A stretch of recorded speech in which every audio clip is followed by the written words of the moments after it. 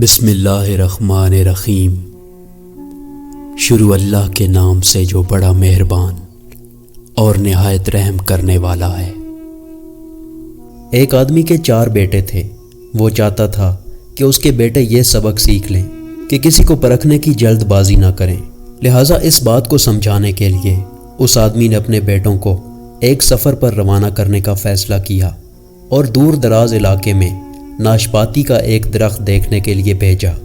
ایک وقت میں ایک بیٹے کو سفر میں بھیجا کہ جاؤ اس درخت کو دیکھ کر آ جاؤ۔ باری باری سب کا سفر شروع ہوا۔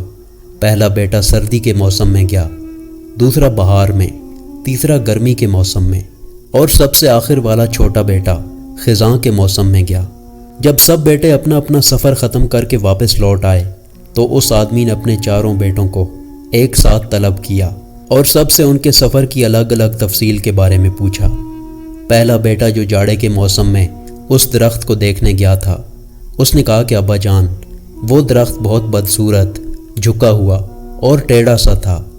دوسرے بیٹے نے کہا کہ اے والد محترم، وہ درخت تو ہرا بھرا تھا، ہرے بھرے پتوں سے بھرا ہوا تھا۔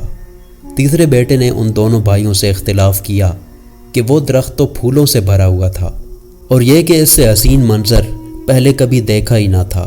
سب سے چھوٹے بیٹے نے اپنے سب بھائیوں سے اتفاق ظاہر کیا کہ وہ ناشپاتی کا درخت تو پھل سے لدا ہوا تھا اور ان پھلوں کے بوجھ کی وجہ سے وہ درخت زمین پر لگا ہوا تھا اور زندگی سے بھرپور نظر آ رہا تھا۔ اس سب کے بعد اس آدمی نے مسکرا کر اپنے 4 بیٹوں کی طرف دیکھا اور کہا کہ تم 4 میں سے کوئی بھی غلط نہیں کہہ رہا، سب اپنی اپنی جگہ درست ہیں۔ بیٹے باپ کا جواب سن کر بہت حیران ہوئے کہ ایسا کس طرح ممکن ہے۔ باپ نے اپنی بات کو جاری رکھتے ہوئے کہا کہ میرے بیٹو، تم کسی بھی درخت یا آدمی کو صرف ایک موسم یا ایک حالت میں دیکھ کر کوئی حتمی فیصلہ نہیں کر سکتے۔ کسی فرد کو جانچنے کے لیے تھوڑا وقت ضروری ہوتا ہے۔ انسان کبھی کس کیفیت میں ہوتا ہے تو کبھی کس کیفیت میں۔ اگر درخت کو تم نے جاڑے کے موسم میں بے رونق دیکھا ہے تو اس کا مطلب یہ نہیں کہ اس پر کبھی پھل نہیں آئے گا۔ اسی طرح اگر کسی آدمی کو تم فقیری کی حالت میں دیکھ رہے ہو تو اس کا مطلب یہ نہیں کہ وہ آدمی برا ہی ہوگا۔ میرے بیٹو، کبھی بھی جلد بازی میں کوئی فیصلہ نہ کرو۔ کسی کو اس وقت سمجھا یا پرکھا جا سکتا ہے جب یہ تمام موسم اس کے اوپر گزر جائیں۔ اگر تم سردی کے موسم میں ہی اندازہ لگا کر نتیجہ اخذ کر لو گے تو گرمی کی ہریالی، بہار کی خوبصورتی اور بھرپور زندگی سے لطف اندوز ہونے سے رہ جاؤ گے۔ مولانا رومی لکھتے ہیں کہ ایک عورت کو اللہ ہر بار اولاد نرینہ سے نوازتا، مگر چند ماہ کے بعد وہ بچہ فوت ہو جاتا، لیکن وہ عورت ہر بار صبر کرتی اور اللہ کی حکمت سے راضی رہتی تھی، مگر اس کے صبر کا امتحان طویل ہوتا گیا اور اسی طرح ایک کے بعد ایک اس عورت کے 20 بچے فوت ہوئے۔ آخری بچے کے فوت ہونے پر اس کے صبر کا بندھن ٹوٹ گیا۔ وہ آدھی رات کو زندہ لاش کی طرح اٹھی اور اپنے خالق حقیقی کے سامنے سر سجدے میں رکھ کر خوب روئی اور اپنا غم بیان کرتے ہوئے کہا، اے کون و مکان کے مالک، تیری اس گناہگار بندی سے کیا تقصیر ہوئی کہ سال میں 9 مہینے خون جگر دے کر اس بچے کی تکلیف اٹھاتی ہوں، اور جب امید کا درخت پھل لاتا ہے تو صرف چند ماہ اس کی بہار دیکھنا نصیب ہوتا ہے۔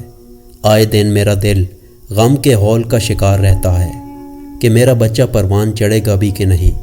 اے دکھی دلوں کے بھید جاننے والے، مجھ بے نواز پر اپنا لطف و کرم فرما دے۔ روتے روتے اسے اونگ آ گئی اور خواب میں ایک شگفتہ پر بہار باغ دیکھا جس میں وہ سیر کر رہی تھی، اور سونے چاندی کی اینٹوں سے بنا ایک محل نظر آیا جس کے اوپر اس عورت کا نام لکھا ہوا تھا۔ باغات اور تجلیات دیکھ کر وہ عورت خوشی سے بے خود ہو گئی۔ محل کے اندر جا کر دیکھا تو اس میں ہر طرح کی نعمت موجود تھی اور اس کے تمام بچے بھی اسی محل میں موجود تھے جو اسے وہاں دیکھ کر خوشی سے جھوم اٹھے تھے۔ پھر اس عورت نے ایک غیبی آواز سنی کہ تو نے اپنے بچوں کے مرنے پر جو صبر کیا تھا، یہ سب اس کا اجر ہے۔ خوشی کی اس لہر سے اس کی آنکھ کھل گئی۔ جب وہ خواب سے بیدار ہوئی تو اس کا سارا ملال جاتا رہا اور اس نے بھیگی ہوئی آنکھوں سے عرض کیا، یا الہی، اب اگر تو اس سے بھی زیادہ میرا خون بہا دے تو میں راضی ہوں۔ اب اگر تو سینکڑوں سال بھی مجھے اسی طرح رکھے تو مجھے کوئی غم نہیں۔ یہ انعامات تو میرے صبر سے کہیں زیادہ ہیں۔